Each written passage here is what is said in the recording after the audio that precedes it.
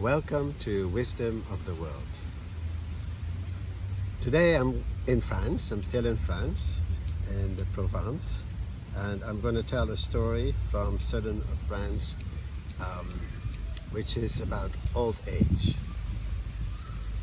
It's called Old is Gold, and it goes like this. A long time ago in a country there was a law that said that when people reach the age of 70, they should just basically be get rid of.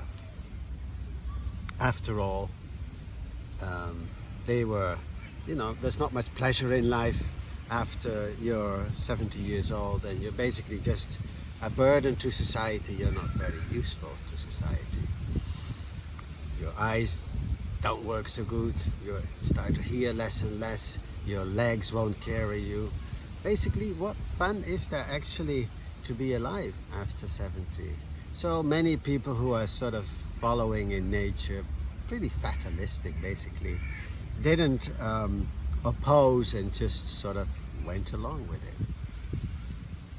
Now in a faraway farm in that country lived an old man. He was widowed, his wife had already died, and he had one son called Paulou. And Paulou lived there at the farm with his wife. And the three of them, they were not rich, but they also didn't lack anything. They had a good life, and they've always been able to feed themselves good. And so, but at a certain point, the father started to be a little bit more depressed. He didn't seem to enjoy life as much as he did before. And his son said, is it because, your 70th birthday is approaching? And the father says, yes, that is why I am not so happy. I think we should talk about it, because that's, the law is the law, and we should stick to the law. We shouldn't breach it. We should do that. And the boy said, stop it. I really don't want you to talk about this. And the father said, well, why not? It's not good to break the law. So it's better we talk about it and we just do what we need to do. And the son, Paulou, said, well, listen, I never want to kill you or do anything. I am building, I'm fixing up the cellar below our house, and this is where I want you to stay. And then in the evening I close all the windows and we have dinner together. And in this way you can continue to live as long as you are, as long as you want to. The father didn't like that idea. He says it's risky, because if somebody finds out, then you will be killed as well, and your wife will not have a husband either anymore. But when the wife also sided with her husband, the old man was convinced. And so in his 70th birthday, basically his birthday present was to go underground, to live in the cellar from that on.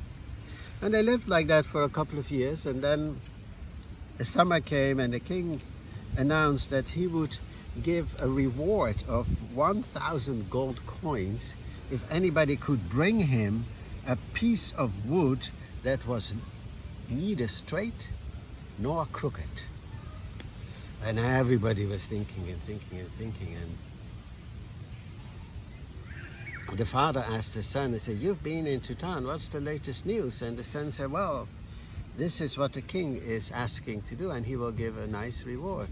And the father said, oh, that's not difficult. He wants a ball, a round piece of wood, yeah? So go and bring that to them.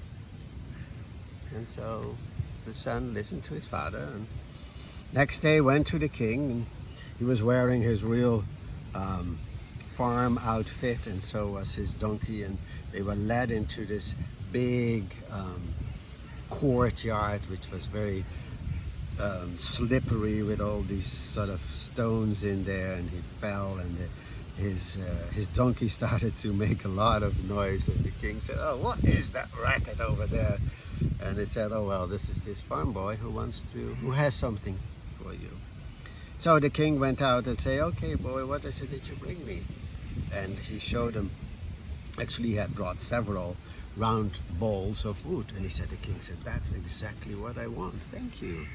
I congratulate you, you won. So he gave him the 1,000 gold coins, and the boy went home, very happy to have won. Next year, the king again sort of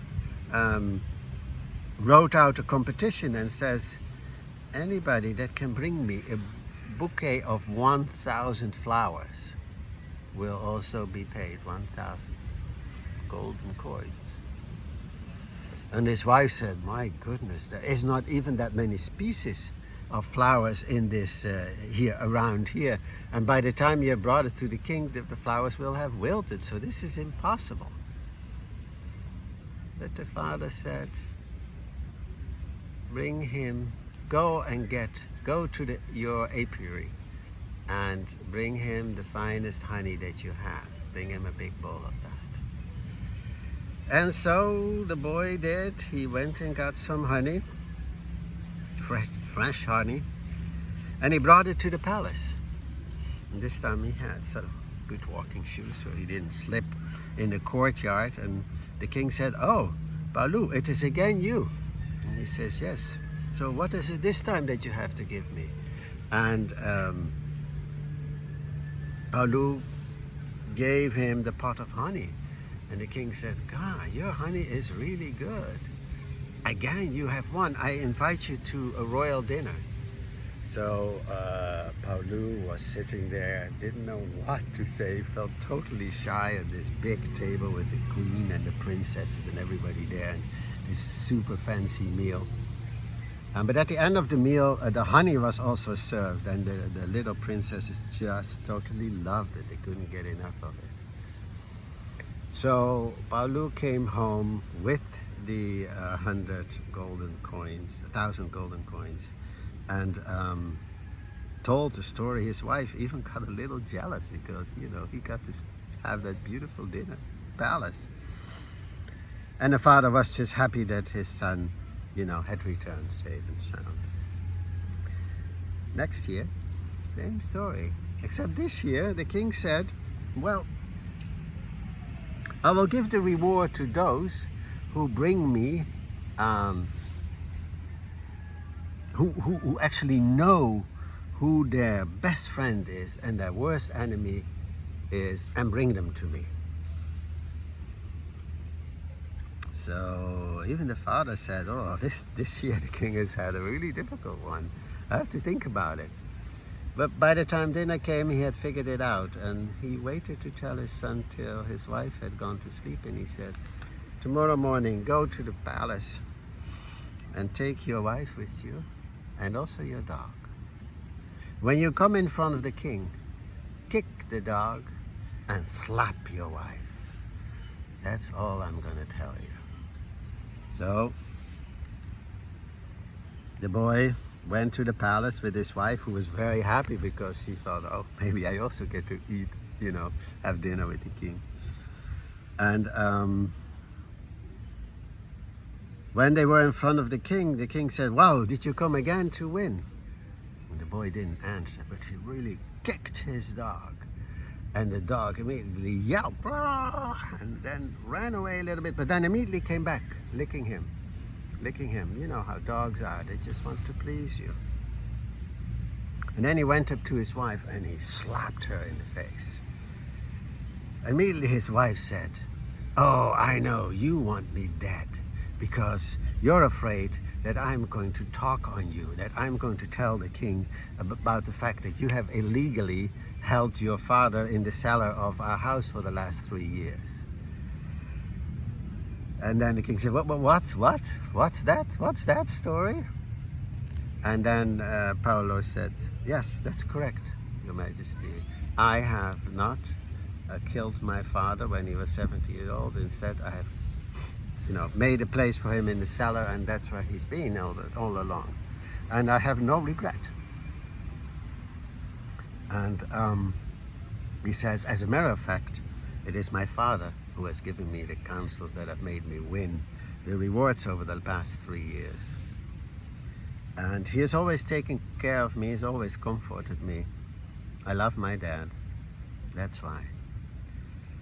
And then the king had to, it was silent. The king, there was sort of a heavy silence, and the king really had to think hard. But finally again he spoke, and he said to Paulu, here is your reward. Again, you have won, because it is clear that your dog, the dog, is your best friend. Because even if you kicked it, it immediately came back to you, to your side. And it's also true, clear to me, that your wife can be your worst enemy, because immediately after she felt that you unjustifiably slapped her, she told on you, yeah? So you have won again. And here is also 3 times the reward for your father, because after all, he's the one who has always told you what to do, who solved the riddles, if you wish. And also, don't be afraid, he says, because I will not condemn your father and you to death. Because I have decided that from now on, old people should live out their lives for as long as they can. Because I have understood the value of fathers for their families, how they can comfort them and give them good advice. And it'd be totally ridiculous to keep that richness that they collectively have away from the country. So, old is gold. Thank you.